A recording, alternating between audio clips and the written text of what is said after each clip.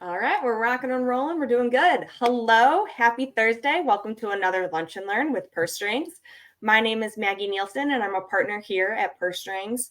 We are all about providing women all that knowledge and skill about their finances, get some of those foundations and the wheels turning. But then when you're ready to plan for your retirement, maybe you just got married, thinking about being a stay-at-home mom, maybe you're going through a divorce or whatever it may be, we have top tier financial professionals willing, ready, and able to serve you. We call those our Purse Strings approved professionals, and Andrew Rose is one of them.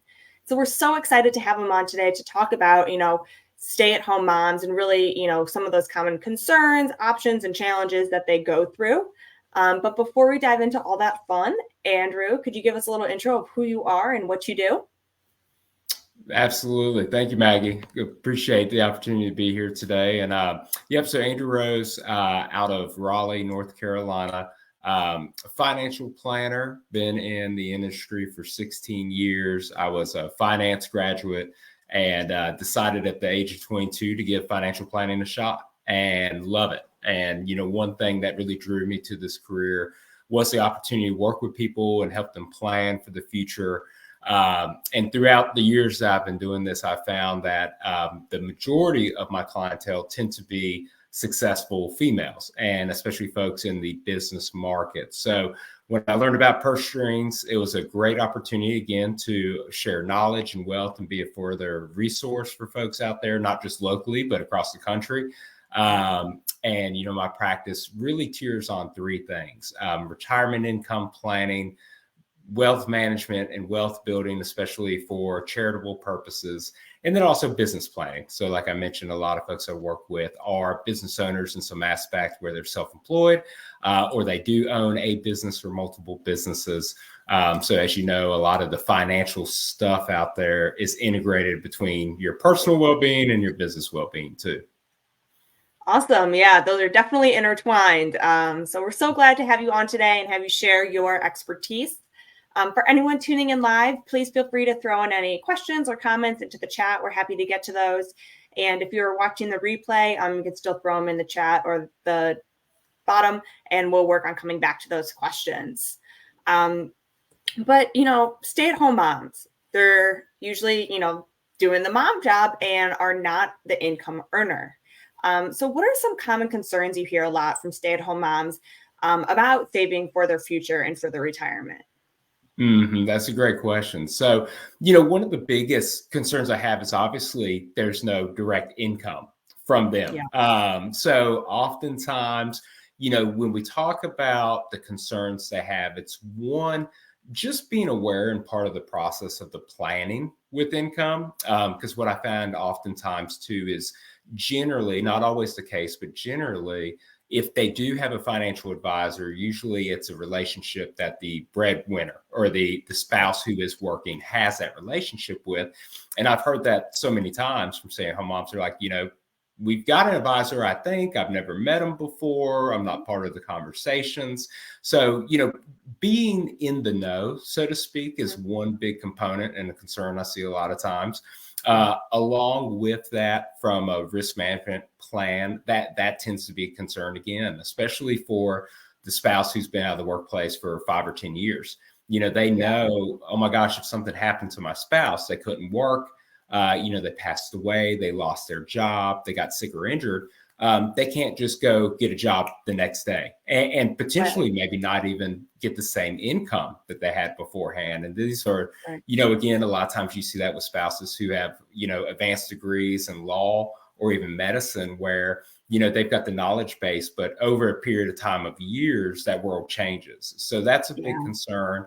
And then thirdly, I'll say another concern is, again, having resources, assets that are theirs as well. And I've seen that a lot of time be a concern, just given the fact, especially if someone wasn't in the career field that long before starting a family. Oftentimes, again, the breadwinner, so to speak, tends to build the assets in their name or have that control as well. So that tends to be a big, I wouldn't say a conflict at times, but I've definitely had in conversations where it's like, hey, I would like to build some wealth too. And, not have my spouse have the $1 million account or $200,000 account. So I'd say those are probably the biggest three concerns that I hear the most often. Yeah, I definitely agree with those as I've heard a lot of those myself. And, these are why we want to bring these conversations to the table as we know these women have these concerns, especially we've seen, the great divorce getting a higher rate and not like we're planning to go there. But there is things about having money in your own name and being able to get a job again, because while you have been at home, they've been climbing up the ranks because that's what you do when you're in the workforce. So you wouldn't come in at that high salary range like your partner is already earning. Mm-hmm. And 100%. so, what are some options women have to kind of face these challenges and start investing for their future, even though they're not earning an income? Yeah, absolutely. So one of the first things, and again, couple by couple, situation really dictates one, who is controlling the finances. So we see it a lot of times where it can oftentimes be one of the responsibilities of the stay-at-home mom, in addition to, hey, I'm handling the kids, taking care of the house. I'm also doing all the budgeting and, paying all the bills, et cetera. So oftentimes in that situation, it is imperative to have from a planning component, both spouses involved. Because I've seen that Yeah, too, where, I get introduced to the breadwinner and they're like, well, yeah, I bring home the money, but I have no idea where it goes from there. And oftentimes, that stay-at-home mom wants some guidance and they yeah, want to know, am I doing the right thing? We're putting money yeah, here for the future, or should we pay down this debt? How should we pay for school when the kids go if it's private education? So oftentimes there are still a lot of questions floating around where if they don't have a planning relationship with an advisor, oftentimes they're having to make that decision themselves, and it may not right. be the best thing. Or they're trying to source the information, and it could be, as we know, you ask your friends or family, and everyone's got an opinion. Or it could be a Google search that, again, is a dead end road and they don't get the information they need. So that's a big opportunity, first and foremost. But from there, oftentimes what we talk about, again, is with spouses to have joint accounts, predominantly be jointly listed. So if it's money market accounts, checking accounts, as well as investment accounts, brokerage Okay. accounts. And the benefit to that, again, being, God forbid, if the breadwinner or the working spouse passes away, that Yeah. money is automatically theirs. They don't have Right. to worry about going to the financial institution to try and get funds out. So that's an important component for liquidity. Also, now there's the ability for non-income earning spouses to fund individual retirement accounts, so IRAs. So spousal IRAs, which aren't a separate type of IRA. However, when it comes time to make those contributions, they can do so. And there's a checkbox they put in there. Hey, I've got a spouse making income. I can put in money. And you could do either a traditional IRA or a Roth IRA. Income limits, again, pertain to those. But I am definitely a big advocate a lot of times for spouses to do that, especially in one other consideration, which is if there's a big age difference. As Yeah. we know, women tend to outlive us men. Yeah. And, if you've got a male spouse who's 10 years older than you, statistically, they're going to pass away sooner. So, Right. one thing we want to make sure, again, is cover that longevity risk for the stay-at-home mom and help plan for that sooner than later. And ultimately, my goal is I can work with clients while they're still in their wealth building stages so that they can do it to accommodate those risks. Yeah. And I would say that's probably the most common. And then, of course, if there's ever the desire, again, to have their own kind of individual accounts, if you will. So where, hey, it's in my name, it's my money, et cetera. And I've seen that work. There are times where couples will have, separate finances. Hey, I've got Yeah. my checking account, you've got yours. So sometimes, again, if the marriage and the unison can work under that light, then sometimes we Right. will build things. But again, look at it from a plan for the family as a whole, even if it is individualized pockets of money, if you will. And I like how you mentioned, yeah, to make sure both names are on a lot of those accounts. Because just because you're married doesn't mean that that is kind of joint money. You need both names on there typically.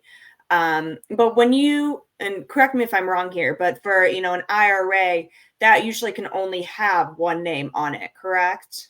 That's right. Exactly It's right. And that's the benefit of having that. So again, if right. the earning spouse, is funding a 401k or something like that through work, that is the advantage of having those retirement assets in the other spouse's name. Right. And then even, of course, for tax purposes. So if there is Yeah. the ability to deduct that contribution, or again, they're looking for some more tax-free wealth, so utilizing Roth IRAs, that's another benefit as well of having separate accounts and separate accounts per person.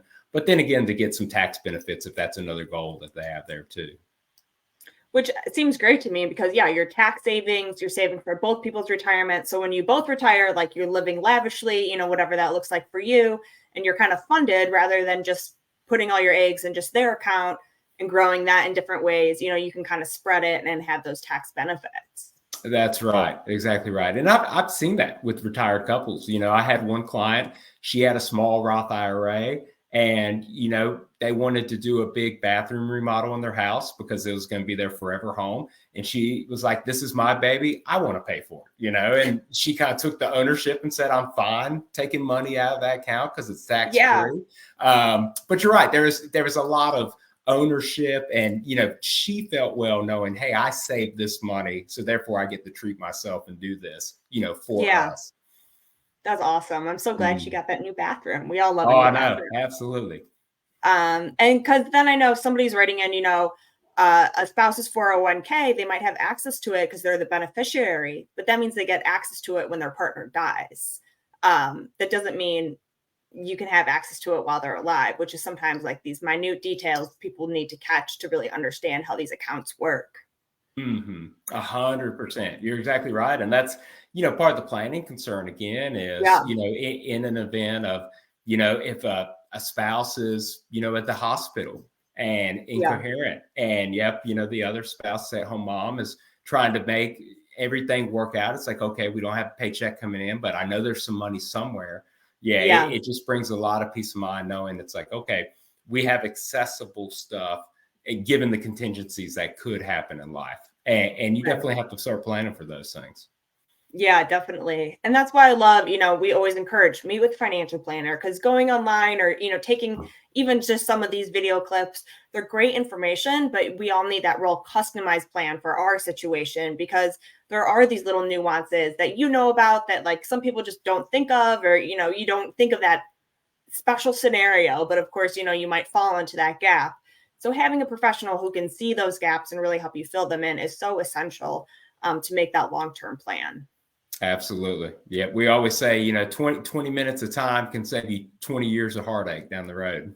And why not just pay someone? Why reinvent the wheel and do all the research, That's right. Yeah. And that's another point. Time's important. We only get 24 hours a day. So yeah, you use it the way you want to use it and not on a Google search Exactly. on Sunday night. Yeah, exactly. And so what challenges do stay-at-home moms have when their children leave home around kind of career, finance, lifestyle? Yeah, when those little birds leave the nest. Yeah, that's a big change. First and foremost, obviously, lifestyle is a Yeah. big one. I've seen it with clients I've worked with, and that's a big kind of disruption to all of the habits and timelines and everything Yeah. beforehand. So oftentimes that's a conversation we have is what do you want to do now? Like what Mhm. is the goal? What's the ambition? And again, I've heard it from clients where they want to go back to work. They're like, yeah, I put my career on hold for 15 years, or 10 years, and I want to get back in there. And, others we hear, they say, I've loved it. This is perfect. I never want to go back to work. Yeah. But they have time now where it's like, okay, what can we do to use that time wisely where you're happy, you're content, you're still having a purpose. And I think that's a lot of the conversations we have with stay-at-home moms is, they're like, this was my purpose, and I'll never regret the days I had with my children and seeing them Right. grow. But, once you kind of hand that off, the birds leave the nest. It is like, oh no, like I've got to Yeah. find something. So we spend a lot of time on that. And for those spouses who are going back into the workforce, generally the plan is around, hey, hopefully it's not for purely financial motivation. Right. Hopefully it's not, I have to get back to work because our finances are such a wreck and I need to earn some income. But more than anything, if there's the opportunity for the stay-at-home mom to now say, okay, I've got time to do what I want. And that's Right. usually what we start discussing is, going back to their network, sometimes hiring coaches, especially from Yeah. resume and interviewing skills. Because again, those time goes by. It's Yeah. been 16 years since the last interview I've done, and I'd be scared, right now if I had to do an interview for a job.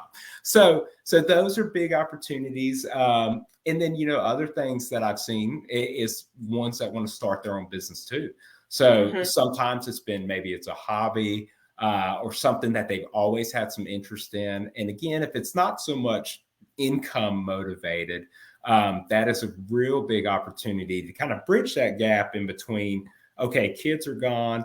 I'm not ready to be retired and travel the Right. world. I want to do something. So, helping them plan to grow a business if that's a desire. And, again, what that business entails, is it, hey, I want to have a CPA office again and have 10 employees and grow it that way. Or it could be, hey, I want to start my own boutique. I want to go Yeah. online. I've seen people who've done it and I'm interested in this. So, that's always a fun planning component as well, just to let them dream and plan. But, that's the biggest hurdle and challenge, I would say, is that just awakening of, okay, life's different, but Yeah. being excited about it too. And not so much, oh, I miss the kids. I'm going to travel to bother them while they're off in college every week. And it's like the kids will Please still come don't. home. Yeah, they're going to come home. Don't worry. They'll still want to eat. They're still going to need money. So they know where to go.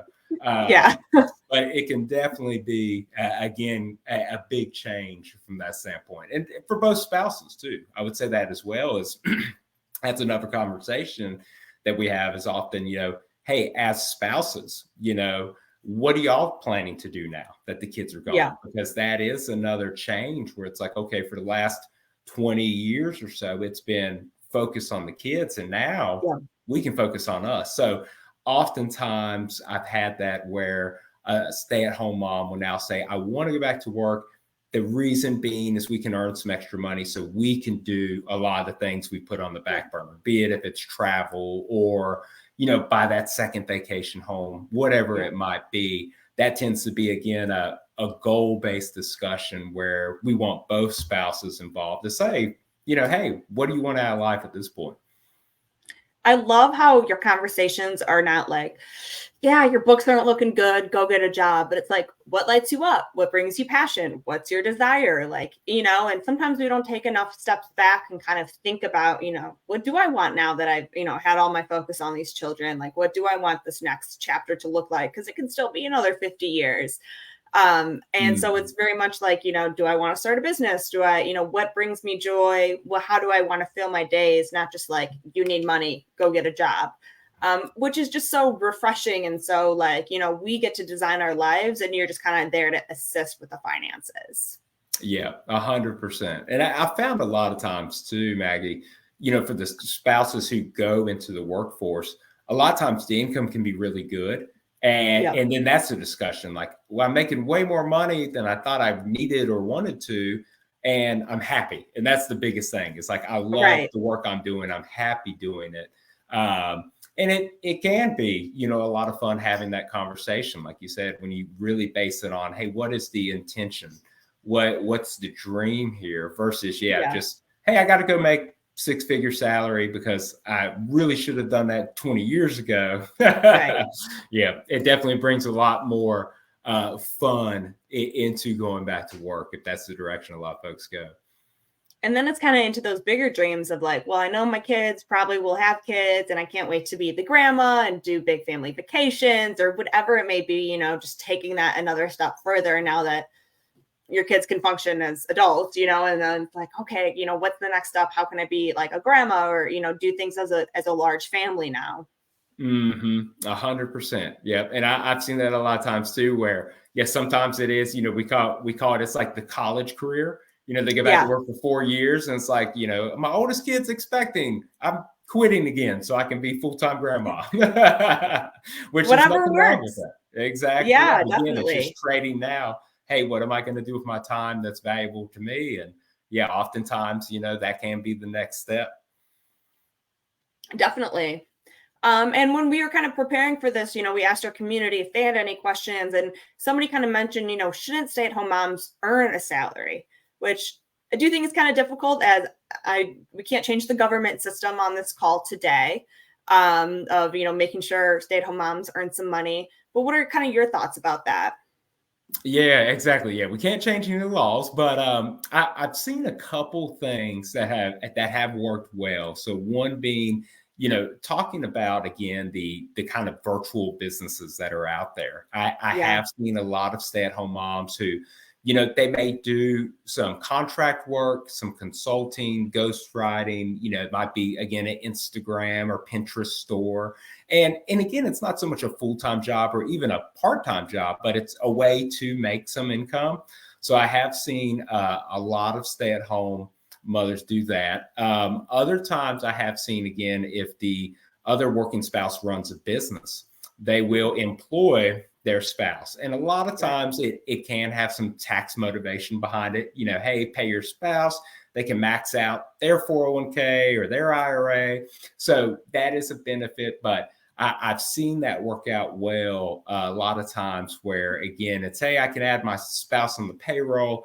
They can help me with my books or my Right. marketing or, whatever it is. But again, they know, they're like, look, if I don't show up this week at all, it's okay. I'm not going Yeah. to get fired. So I'd say those are the two most common is, either be a business owner and have some ways to generate income on your own based on your Yeah. interests or hobbies, or two, yep, if your spouse is a business owner, see if there is a way to get integrated into that business, and you can definitely earn income from there. I've even seen it with clients where they're business owners, and on their website they'll put pictures of their children, and they're like, hey, Yeah. we were able to compensate our children, and Yeah. that money can go into an IRA for them, et cetera. So it could be done the same way as well under that sphere. And both those opportunities are really great because they help you stay employable, which, interacting with people, working on if I wasn't on a computer for 16 years or, doing too much, and then all of a sudden you're back in the workforce where everything's online, it's a real fresh start. So it can kind of keep you involved in those different processes, especially, once kids go back to school and you might have a little bit more time during the day. Mm. Um, because I think always, I always think of stay-at-home moms as sometimes it's just the cheaper option because daycare is so expensive, like, are you even making enough to make daycare worth it, or do you stay at home? So I like the options that you presented, as well as either starting your own little business or side hustle or working for your partners as well. Absolutely. Yeah. And that's you absolutely hit the nail on the head there, Maggie, with kids are now in kindergarten, and you're Yeah. right. It's like, okay, I've got 7 hours during the day. What can I do in that time? And I've seen that a lot where it will be, similar work in the type of field. Like, let's say they were a teacher and then quit Right. teaching to raise their kids, because you're exactly right. Daycare's 2,200 a month. They're not even bringing home 2,200 a month. So Right. they'll make that decision of, okay, I'll stay at home. But there's so many, work study programs or virtual tutoring programs where they Yeah. can stay engaged. Or like you said, it may be just an opportunity of, okay, I'm going to stay on top of changing technology, Yeah. or, opportunities in my career field just to keep a foot in the door. And a lot of times that can be rewarding as well, because, it does bring, again, that value of like, okay, I am doing something, I am Yeah. contributing, financially, so to speak. So oftentimes that can be a big benefit. But I always, always tell the folks I work with and stay-at-home moms to, remember, again, you're staying at home to do everything you need at home. So it's like, don't stress yourself out too much with the job. Don't Yeah. get to that point, because I've seen that happen too, where they'll commit to something and a couple months in, they're like, all right, I have no time again. And it's like, all right, let's go back to, the priorities. What's most important at this time? And if it's not the income, you don't need it. Yeah, go back to, again, the work-life balance and find that Yeah. importance. Yeah, that's the thing. We always talk about how child or stay-at-home moms are usually like $200,000 worth job of um, cooking, cleaning, transportation, being the nurse, sometimes being the teacher, and being the parent. I mean, all these different things, being the bookkeeper, whatever it may be. And so I can see, it's not like you're just sitting at home and need something to fill your time. So you start a business. And so, yeah, it's very important to continue having those conversations of work-life balance, which I appreciate you mentioning versus just like, oh, I'm so happy she's making, $100,000 too, but she's, working her tail off. And it's just, Yeah. that's not sustainable either. So it's like, what, how much money do we need to function here with also keeping our sanity?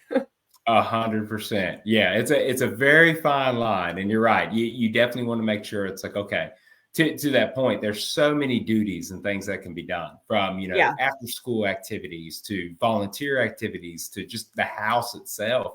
And you're right. It's you definitely have to find that time of, okay, we're getting everything we need done. We're happy, and that's the benefit. Where if one spouse Right. is working 10 hours a day, they know it's like, okay, yeah, I might not be able to be at the PTO luncheon, but my spouse can Yeah. be.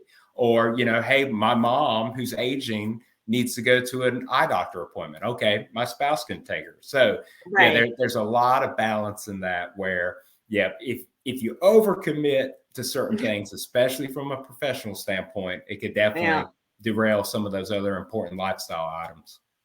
Definitely. Definitely. It's always a give and take, Mm-hmm. A but hundred I think percent. I think this conversation has been filled with a lot of great, information, but also kind of inspiration of really just doing what makes you happy and kind of what your goals are, and really focused around that, which makes me happy. It's not just all about cash and income, but really making your fulfilling life. And if your whole role and your whole passion is to be a mom, like let's make that happen for you. That's right. So, Exactly right. As we know, time goes by fast and kids grow up faster than they should. So, yeah, yeah, you got you to soak blink. up every minute of it. Definitely. Is there anything else that you want to make sure is shared with our listeners today, that we didn't touch on?